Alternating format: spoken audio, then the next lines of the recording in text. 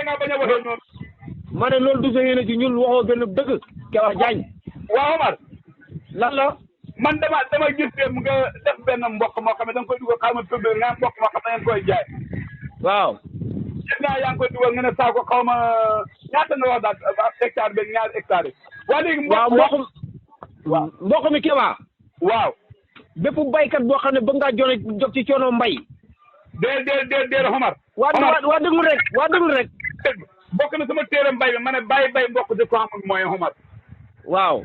waa xam nga li tax ñooy ne mboq mi.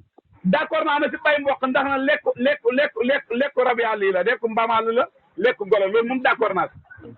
waaw léegi. waaw. mboq mi daal Keba képp koo xam ne nii. waaw. bëgg ngaa te dund. waaw. jëndal mboq mi. waaw Omar bu ñu tëye dund ñàkk du Omar xam nga yow booy wax da nga du seetlu ngay wax. mais Keba ñàkk war na am. dama ne ñàkk boo xam ndax mboq mi. waaw boo ne xam ne ñàkk bu ñëpp amee du neex. ndax mboq mi Keba. waaw bu ñëpp amee du neex. yow mboq dana neex bu bëgg a dee yow baal sa kañaan gi nga nekkee mboq mi ñaari gub lay boot ñaari gub yi day fees dal lu gàtt boo ko toppatoo bi ci war. boo ko toppatoo bi ci war daaw am na ñu ma ko jaayee am na ci koo xam ne nee na ma. waaw. bi mu ko récolté bi mu jiyee récolté ko 6 tonnes 500 la maanaam juróom-benn tonne ak genn wàll. loolu nit mën na ko lekk. benn hectare laa la wax benn hectare. Omar loolu bëri na de. waaw noonu nag lay demee léegi nag yow sa kër mënoo faa lekk tonne mboq. mënoo faa lekk ñaar tonne mboq. léegi li des boo ko jaay def ko sa poche bi. waaye Omar loolu du solution de loolu boo amee ñàkk dafay jeex si réew mi loolu boo amee ñàkk dafay jeex Omar. mais ñàkk dafa war a jeex waaye déedéet man de loolu laa bëgg waaye damaa xam ne xam na loo xam ne su ma xamee lan la boo baykat yi boo doo xam ne di kenn Omar nag.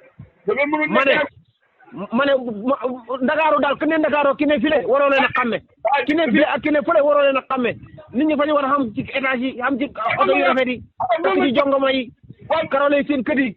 yaa ngi dégg am nekk ci climatiseur yi da jënd ci tracteur yi da bay xàll bu yaatoo. man de loolu mooy sama bëgg-bëgg. bëggoo ko. léegi ma. waaw. waxal waa Njaañeen na leen nañ ñëw jël si mboq mi. mboq xam ne waaw man kay incha allah rabbi comme yàlla bi léegi. man bëgg naa si waxal borom mboq mi ne ko bëgg naa si hectare wala ñaari hectare yoo xam ne faa koy bay. nu may borom mboq mi daal boo ma xooyee. waaw wala ma jox la numéro Sadio Seck ca kër Samba Gueye nga oo ko. waaw man foo nekk waaw bisimilah loo ci jarul bay ay ñaari hectare ak ñetti hectare bayal benn hectare rek. fa ngay ma ne. waaw fa ngay nekk bu suur jaay def sa poche bi te di bu da maye. waaw Omar léegi nag nga ma ay hectare mboq mu bëgg a génne 4 tonnes diggante bi nga xam ne golo daal dugg ak mbaamaxal mu jaral leen ngeen leen a rey Omar dégg ma Omar bakkan la Omar teel leen yàlla. Keba ma ne. hectare mboq bi ma ne waaw wuy ma hectare bi boo ci génne 4 tonnes baaxut. juróom-benn laa la wax juróom-benn tonne laa la wax. ak lu topp.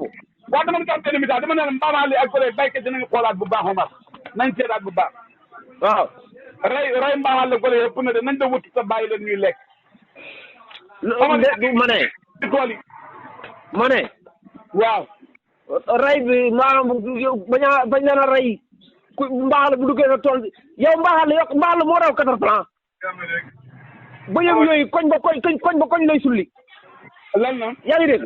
bu fekkoon ne li fay lekk lu ñor sax mu tane waaye boo fa ngay jiitee mu sulli tey ñun nag yàlla dimbali na ci côté bi amul mbaaxal la. Omar loolu baax na bu ko sullee mën nga ko jaar gerte wala nga def ko xaal wala nga def ko naaje loolu koy yàqu. waaw Omar yàq mooy loo xam ne da ko sulli te jëriñoo ko comme nag bu ko sulli da koy lekk yow yaa ko wax kon loolu du yàq. lan mooy yàq. yàq mooy mu sulli ko lekk ko yow jëriñoo ko moom jëriñoo ko fekkee lu ko sulli lekk ke loolu yàqul ko. waaye bu ko sullee du ko lekk nga naan ma fa koy lekk yow lu baax fa koy sulli laa la wax fa koy sulli koñ ba koñ yàqal la sa tool bi nga naan ma fa koy lekk lu muy lekk bon. kanaa balaa ngay lekk loo ñor. waaw loolu du yàq gerte gi lay far yëy ko. Omar ren def mi naan nga yaakaar de. incha allah ren daal lu waay bëgg a bay ko lu waay bay da nga ko am bu soobee yàlla nañ ñaan yàlla am bakkan rek. amiin yaa rabbi yàlla nañu ko fekkee ñun ñëpp kon ñun ñëpp dañ cee bay. waaw yow ak mbay. Keba ku dul tabaski ji doo bay yow kay fu ñu toll nii boo demee Saalum gàmmu la gàmmu. Omar dégg nga bul dugg foofu. wala sa ñaan ak baay gi. yow boo ñaar xam mi daal ñaari yoon nga dee dem Saalum gàmm ko sa ñaan ak bàyyi gi jeex na. yow bañ tabaski ba suba nga doog a dem Saalum kañ nga dem Saalum foo tabaski. kan. yow kay foo tabaski.